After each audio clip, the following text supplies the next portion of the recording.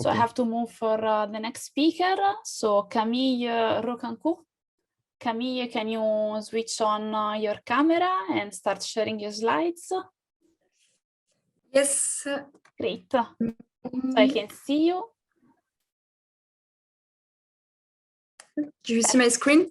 Perfect. Yes. You can put it in presenter mode. For the moment we see, yeah, now yes. So the next speaker is Camille Roquencourt from COA.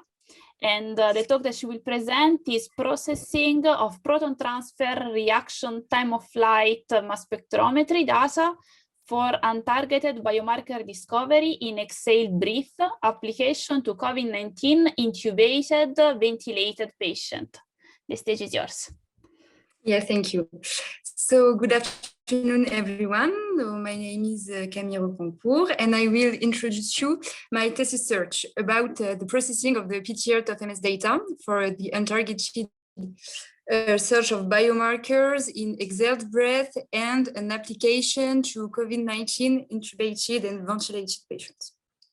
So first, I will present you the principal element of the context. So the volatolomics is the study of volatile organic compounds, which can be found in several human matrix and mostly in exhaled breath. Recent searches have shown the potential of this VOC for the diagnosis of disease and the prognosis of response to treatments, for instance, with dogs, able to detect with the high accuracy cancer by sniffing sweat wipes. And the greatest benefits of this method is that it is non-invasive, unlike biopsy, for instance. So for all those reasons, the Foch Hospital, located in France, has opened the first European platform for exhaled breath analysis within the pneumology department. And their goal is to find biomarkers in exhaled breath for diagnostic and therapeutic monitoring. To do so, they acquired a proton transfer time of flight mass spectrometer. So the mass spectrometry is a physical analysis technique to detect and identify molecules by measuring their mass in samples. So for these instruments, the principal benefits are the online ionization, and so the very fast acquisition and the direct introduction. Indeed, the patients blows directly into the instruments, and data are acquired in real time in HGA5 format, containing a matrix with 3 dimensions, the intensity in count of ions, the mass dimension, where a peak arises around the mass value of the detected molecule, and the time dimension that permit to analyze the variability of the molecule depending on time, and which is the only way to know where the molecule came from. Indeed, considering that the analysis is done in real time, molecule can be from exhaled breath, but also from the room air or ambient air, analyzed between 2 expirations, or from the instruments with a constant evolution. And our goal is to detect and quantify VOX, so the molecule, present only in exhaled breath. That's why we really need a precise temporal estimation. So 2 software are already available. One commercial released in 2020 and another open source in AGL language. But those software are generally used for atmospheric air study and do not allow parallel processing for different files all at the same time, like cohort, for instance, and they propose poor temporal signal treatments. So for our temporal modelization, we used P-spline. So let's introduce this method. So P-spline are flexible without any parametric assumptions and interpretive.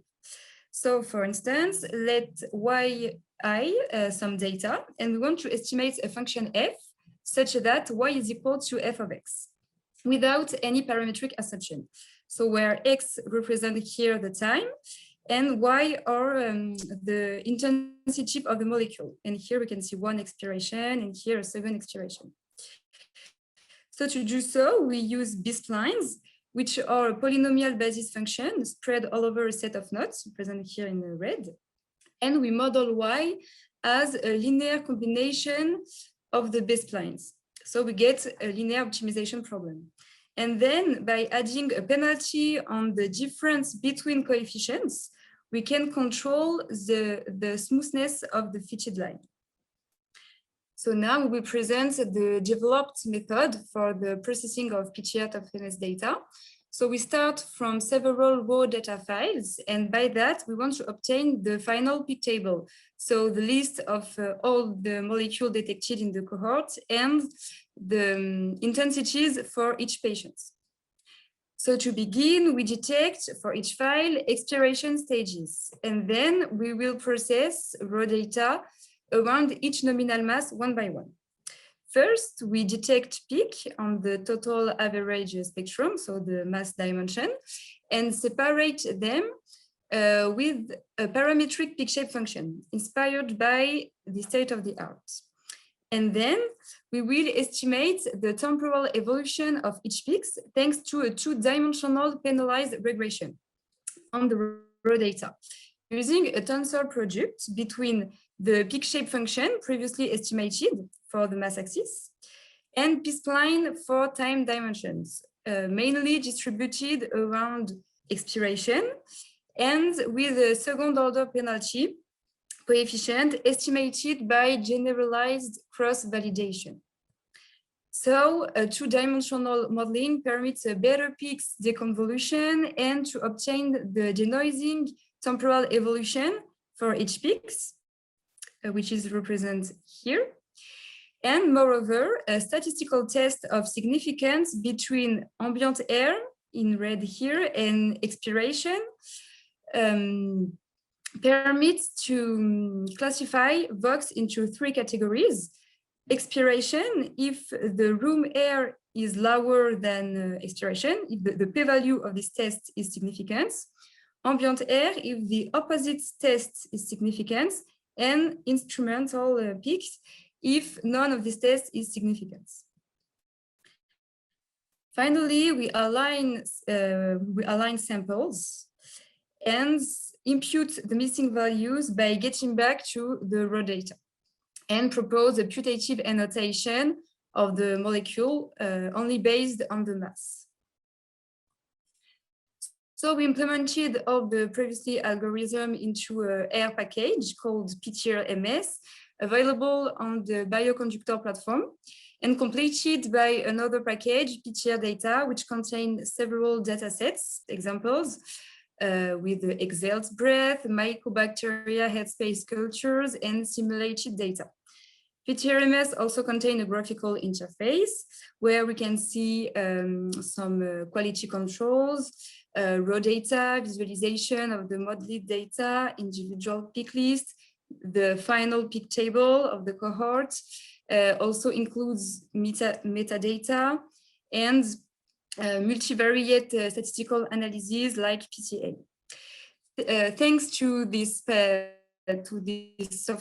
software, the clinician can also analyze his data step by step without waiting for the end of the study, which is a considerable asset for a longitudinal study. So now we will validate the VOX temporal profile estimation method on simulated data. So we create file by simulated peak around each nominal mass. And the most important input parameters of the simulation are the distance between peaks and the temporal evolution, so constant for this one and expiration for this one. And then we compare the PTR-MS performance to the other software, IGA and PTR-wide, on tail simulated files that represent 7,000 peaks. So first we evaluate the peaks detection. So here we can see that PTR-MS permits to obtain less false positive peaks. Then we evaluate the temporal evolution performance with the mean absolute percentage error between the input of the simulation and the estimated temporal profile. So once again, we can see that the two-dimensional modeling of PTR-MS permits a better precision.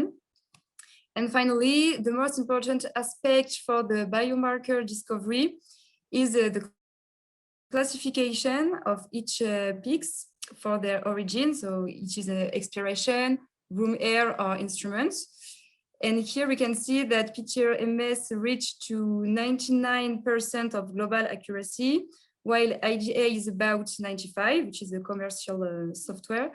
And PTR-Wind is about 86. And here we can see the importance of the temporal estimation, because, for instance, PTR-Wind will classify this exogenous VOC constant as a VOC molecule from expiration. And we also validate our software on the standardized gas mixture. So now I will present the application of the software on a clinical study in the intensive care unit of Raymond Poincaré Hospital, located in France, on 40 intubated and ventilated patients with acute respiratory distress syndrome, including 28 COVID-19 positive and 12 negative patients. And we collect exhaled breath once per day until the hospital exits. And all the data have been processed daily with PTR-MS.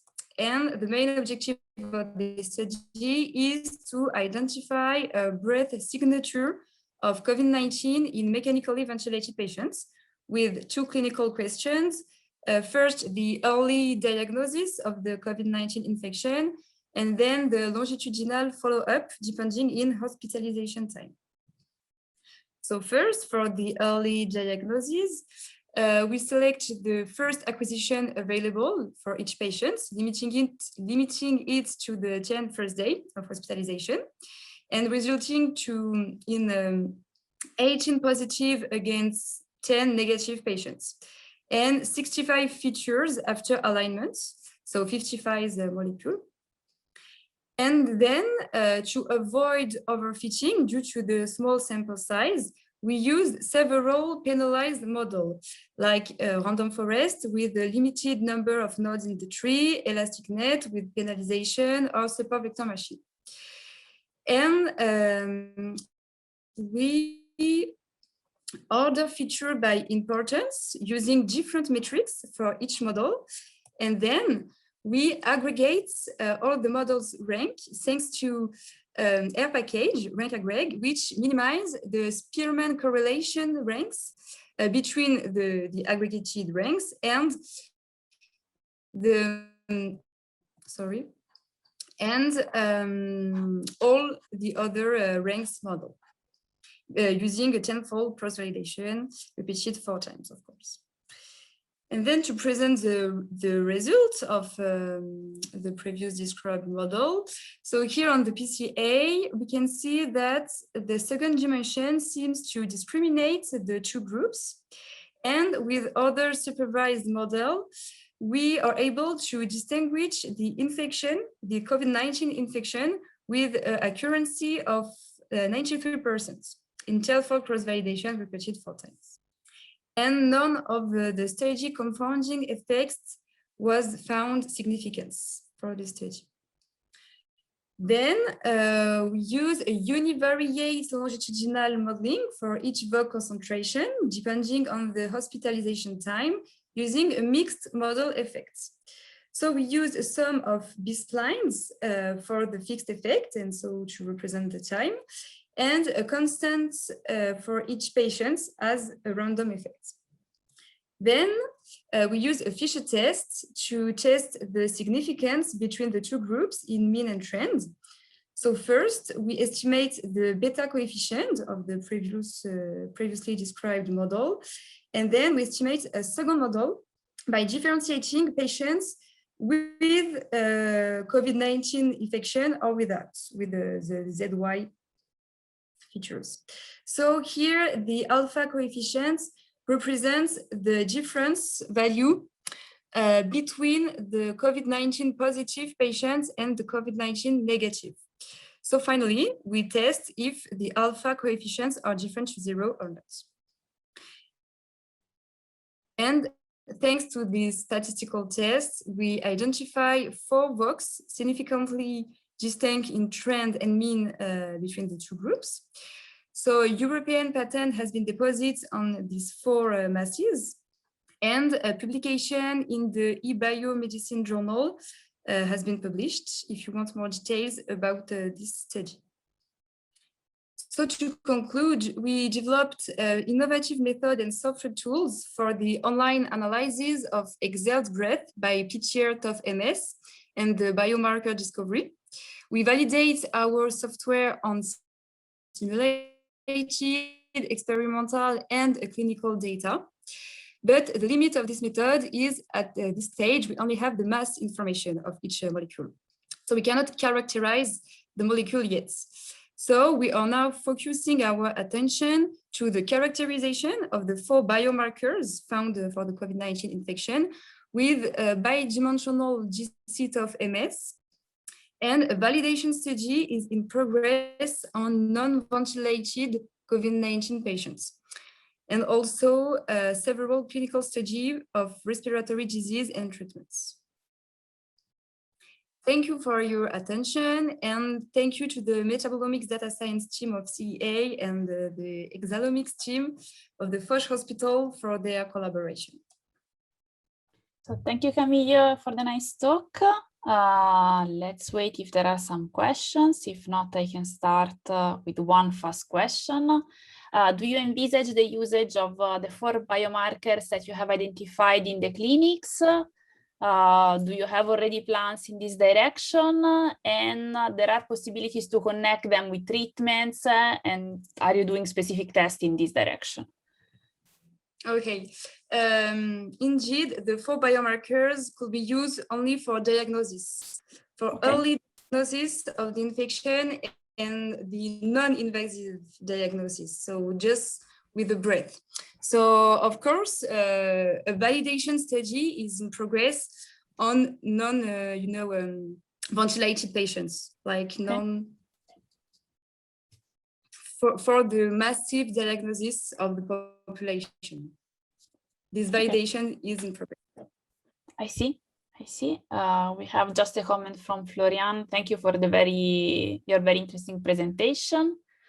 There are some other questions in the audience.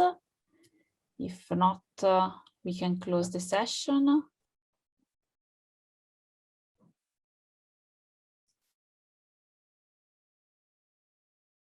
Maybe I have one question on the classification, like yes. How did you choose to combine the different classifier? I remember random forest and others. Like, did you did some tests of different combinations as in the previous talk? How you arrived to that specific solution? Yes, I can. Yeah, this slide, exactly. Yeah. Yes, yes, okay. I use the rank aggregation. So for each model, the features were ordered by importance using different metrics, for random forest variable importance, or for elasticnet, the coefficients value, the weight of the coefficients. Yeah. And then an algorithm that will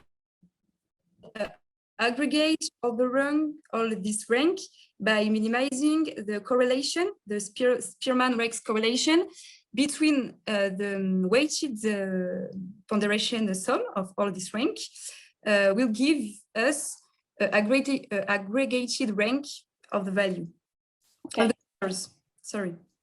And did you compare that with single ones? So like using random forest alone or using elasticnet alone? Yes, exactly. To not just take into account one model, we took into account several models, univariate, multivariate, and linear, not linear model, several sort of model, and aggregate them to get ordered features.